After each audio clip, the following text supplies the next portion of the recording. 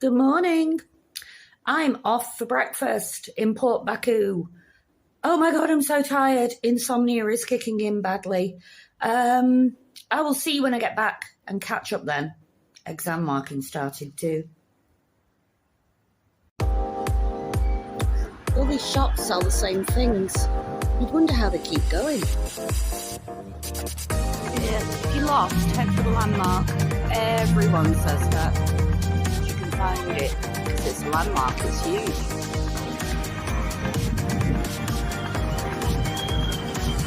It's the weirdest zebra crossing I've ever been on.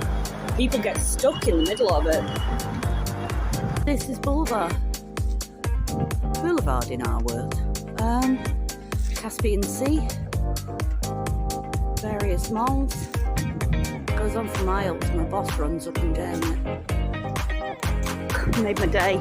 I'm now heading somewhere completely different because apparently Nadia didn't mean that mall at all. She meant a different one, and that's all my fault. Grand Prix garages, dead ahead. She meant this mall. Apparently she had the wrong memory of the wrong person. This is Port Baku Mall. I don't want to go in there. It's really fancy and they'll see right through me in my Shein jeans.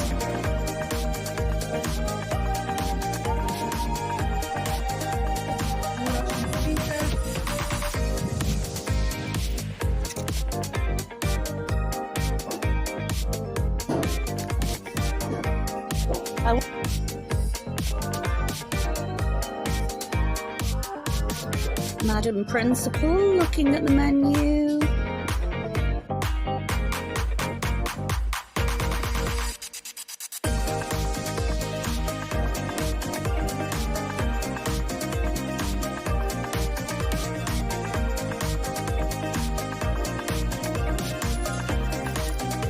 Just the principal's wife having some sushi. Second attempt at saying hello. The first one I did a massive yawn just as I turned on the camera. I am so tired. My hair's mental. I didn't mean it to come out quite this pink, but a couple of washes tomorrow will lighten it up a bit. So I've just got back in from my lunch with Nads, which was pretty uneventful this week. No dramas. We didn't get thrown out of any taxis. We had something nice to eat. She's I keep calling her the principal's wife because our old principal left us for pastures new this week on the last day of the month, which means that Mr. Nick, who is Nadia's husband, has stepped into that role in the interim at least until they decide to interview and appoint for a new one. So, yeah, my best friend, the principal's wife. Mess with me, yeah, mess with the principal's wife. All good stuff. So, yeah, it was a nice lunch, really. We had a good gossip, good catch-up. She kept calling me Grandmother March, which I'm not right impressed with. And then Nick came and because the principal's job comes with a car, gave me a lift back to Cat Eye Station, and I got myself back to 28 May. Found another way out of 28 May Station. It brings you out in the underground market. And made my way back up. And that's all I've done. I'm really tired. I was going to do my standardising for my exams, but it's going to have to wait till tomorrow. I'm just going to hope for some sleep tonight. So yeah, I was watching YouTube earlier this week. That's pretty much my life here. And there's a lady by the name of Silke Harvey, who is another settler in Bulgaria. She was talking about her mental health and anxiety and things, and I think that's been getting to me a bit this week. I'm sure people might look at me and think, this woman with 2 university-age children, she's just upped and abandoned her kids and abandoned her husband and her pack of dogs and her cats and just buggered off to bloody Azerbaijan to live the high life and eat lunch with the principal's wife. That's not why I came here. And I really hope that everybody I know, because I can't imagine that anyone I don't know is watching this, understands that. I am 52 years old this week. I have my birthday on Tuesday. I am menopausal. It's not very easy. UK teaching is really, really tough. And just before I came here, I had a blood pressure check at the hospital for something else, and it was over 200. And that is not normal. I was heading for a heart attack. And so I came here with my husband's blessing. I'm not sure the kids blessed me quite as much for it, because I needed to recharge. And I honestly don't think I would have stayed alive more than a couple of years if I'd stayed in the UK. And I won't go back there if I can help it. I won't, accept a visit. I won't teach there again. I'd rather just get a job in Aldi if they'd have me. I won't put myself through that. This has been a revelation, and it's worked. I'm still menopausal, but I can assure you it is much nicer being menopausal in a 40-hour week job with no stress in a country where it's sunny for 9 months of the year. It makes all the difference. And that's why I'm here. That's why I came here. But this week's been a bit tricky. I've been suffering from terrible insomnia, either struggling to get to sleep, twitchy legs, or waking up in the middle of the night multiple times, or for the last 2 mornings, waking up at 4 a.m. And it's catching up with me. And I think the reason for that, and the reason, obviously, that has a knock-on effect in that, your anxiety gnaws at you when you're exhausted. But I do think the reason is because it was my birthday. And it's not easy to celebrate your birthday when you're 3,000 miles away from everybody you love. Everyone was really nice. Stuart, my boss, bought a big cake so we could all have a slice of cake in the office. The kids here, everybody in Azerbaijan loves an occasion. Any occasion, a sneeze can derail your lesson for 10 minutes because of the ripple effect of the bless you that goes through the room. When I told them it was my mum's birthday the week before, they all shouted, "Happy birthday," even though she wasn't there. And when I said, "Oh, she's 84, they all went, "Oh, mashallah," blessings upon her, etc. So my birthday was a cause of great excitement. Every class that came in insisted on giving me an incredibly loud round of happy birthday to you. Had a wonderful moment with year 11, because they're all 6'7", and, young men and women. And one of them rushed in 5 minutes late and shouted, "Did I miss the singing?" But they'd held on for him. And they gave me another round the next day for anybody who'd missed it. So that was really nice. But playing on my mind all the time was, my kids are not having my birthday with me because I've run away to Azerbaijan and abandoned them. And that's got to me a little bit. And like I say, I didn't run away here for no reason. I didn't just want to come and drink cocktails, although, that does happen. I came for my sanity and for my health, and it has paid off. And now that I'm mobile again, I hope I will start to lose some weight again. But yeah, it's been a difficult week. But I've only got 2 weeks to go until I'm off back to Bulgaria for 10 days. I booked my flight home this morning for forever and ever and ever on July the 3rd. When I'm in Bulgaria, I'm going to zip across to Bucharest for the day and go and visit my new school. So that'll beep because I'm trying to record something. So that'll be nice. And that'll make it feel a bit more real. Romania is 3 hours away on a Wizz Air flight from the UK. I can go home as often as I like there. And I'll still be working abroad, but I won't be 3,000 miles away from my kids. And my mum. I love my mum. I'm fond of her. So yeah, that's about me this week, really. I haven't got a lot to tell you. This whole business of recording things on my phone is getting incredibly frustrating because it keeps telling me I've not got any storage left. That buzz was my eldest, my firstborn, Sophie Georgia, who is studying film and is trying to talk me through how to get videos off my phone and onto my computer.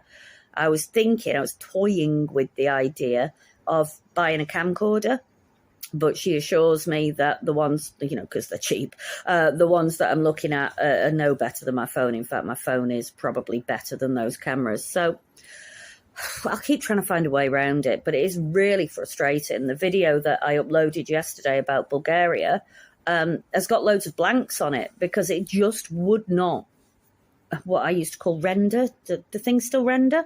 Render and upload until I freed up some storage space, and I inadvertently deleted 3 or 4 photos that were actually on the draft of the video, and then they were gone forever. So yeah, I don't know how I'm going to work my way around that, because as soon as I finish talking, I'm going to have to go plug this back into the computer and see if I can upload this video to make my video. Oh, but that's one thing I forgot. Everybody who has been following the trauma of will my money ever get to the UK will be thrilled to hear that my money has got to the UK. So I looked at my Rabita Bank app on Monday and it was still sitting there. And I looked at my banking app on Tuesday and it was still sitting there in the holding out area. So I thought, oh, here we go again. So I left work. Stuart covered 10 minutes of my last lesson for me so I could get there in plenty of time. This is my birthday treat, was a trip to Rabita Bank. And as soon as I walked in, you could see them all going, oh, bloody hell, it's her again. So I sat down. I got a man this time rather than the most beautiful girl in Azerbaijan. And I explained, and he just looked at me like a rabbit in headlights, and he looked at cashier number 2, who's the most beautiful girl in Azerbaijan. And she came over and said, you know, what's the problem? And I said, this money is still in my account. It's not gone. Okay. So she asked the girl who looks like an animated chipmunk. She is, everything about her is pert, who had served me the last time, and said, you know, why is this money not gone? And the little chipmunk said very pertly, well, it wouldn't go without the commission, because they'd said they wouldn't charge me commission because they've already charged me commission twice on it. So with great apologies, the most beautiful girl in Azerbaijan says, I'm really sorry, but we are going to have to charge you commission again. So sending that money home has cost me 90 quid, 3 sets of £30 commission. But the good news is it did land in my British account the next day. So I've managed to pay my bills, and my house won't be being repossessed this month. So that, you know, little things, always a bonus. And that was what I did for my birthday. When I was having my lunch at work, somebody asked me, you know, are you doing anything? And I said, no, I've got no mates. I'm just going to go home. And Gavin, who is a very kind man, if anybody in their late 30s, early 40s is looking for a husband, Gavin's looking for a wife. He said, right, me and Rob, we'll take you out. And I said, oh, no, you don't have to do that, Gav. And he's like, no, we're going out anyway. We're going for a Georgian meal. We'll take you with us and we'll treat you because it's your birthday. Anyway, I jibbed out of it because I just was sad and anxious and just wanted to have a little cry. But it was a really kind offer. And I'm really glad I didn't go, because they were sending me photos and videos all night, and they were up on the dance floor doing shots, singing along with the live entertainment. And that would have killed me in a weekday. I'm in bed by 9 o'clock. And the next day I saw Rob, who again is a love, but he's not a love on Gavin's level of love. And he said, why didn't you come? And I said, honestly, I just wanted to sit home, be a bit miserable because it was my birthday and I'm 3,000 miles away from my kids. And he said, well, we wouldn't have minded. It was a set meal, so you wouldn't have cost me anything. My heart felt so warm inside at such a affectionate statement. Anyway, that is definitely it. I cannot remember anything else I've done this week. The kids have been nice, a little bit overexcited at times. It's been, that was another thing. My birthday, I shared with something called Water Tuesday. So like Baba Marta's Day on the 1st of March, behold my Martinitzers, on the last Tuesday of February here in Azerbaijan is Water Tuesday. I can't say it in Azeri. And that heralds that spring is coming. Someone needs to tell -2 in the morning that spring is coming. But I take the point, it's definitely warmer than it's been. And they do this lovely thing, like obviously, you know, the greengrocers and people have been growing this stuff for months. They put grass in mud, in soil, in decorative bowls, and everyone buys these little bowls of grass and candles and things. And for the next 4 Tuesdays, everyone celebrates the fact that spring is coming. In 28 May Square, there's this man, and he's set up a stall. It's banging there at the moment. They've got a plov stall. They've got a new chips stall. There's someone selling hot chestnuts. It's brilliant. It's usually just like little old ladies selling limes. But there's this guy, and he's set the stall up, and he's got these delightful bowls of grass with little bunny rabbits and eggs and candles in them, and sprig upon sprig of, the tiny little daffodils. They're not called daffodils, are they? But I don't know what they are called. And he's selling them, and everyone's buying them. And in the meantime, he's got his boom box in the background blasting out like hardcore rap, so he's selling bowls of grass and bunny rabbits to the background of motherfucker, gonna slash your bitch up, let's drive around in our fast cars, let's take some drugs, motherfuckers, and while he's selling grass and bunny rabbits. It's absolutely hilarious. It's brilliant. I daren't go over and ask him if I can film him with that background noise, but I wish I could. So that's me. Again, third time lucky. I might actually have finished all my anecdotes by now. I hope you're all well, because I know it's only Mum, really, who's watching this. Hiya, Mum. I love you. Hiya, Grandad. And possibly Sophie Georgia. I doubt Leo's got the patience to sit through his mother rambling on for 15 minutes. So I love you all very much, and I will catch you all soon. Peace out.